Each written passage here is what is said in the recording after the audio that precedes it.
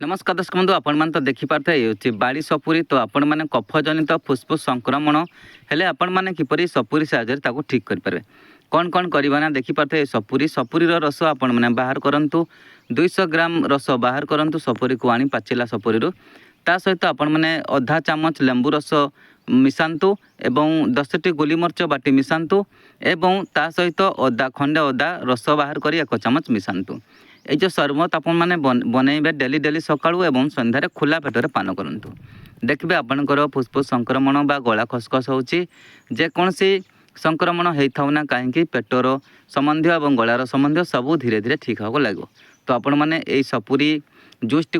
Daily सकाळे एवं संध्यारे करंतु जो लोक मानकर फुस्फुस संक्रमण और तुंड खसखस संक्रमण मान गला संक्रमण होची से व्यक्ति माने डेली डेली सकाळू यूज करते 10-15 दिन यूज कले आपण मैंने निजे जानीपारे। तो आज विदाय दिंतु नमस्कार जय जगन्नाथ।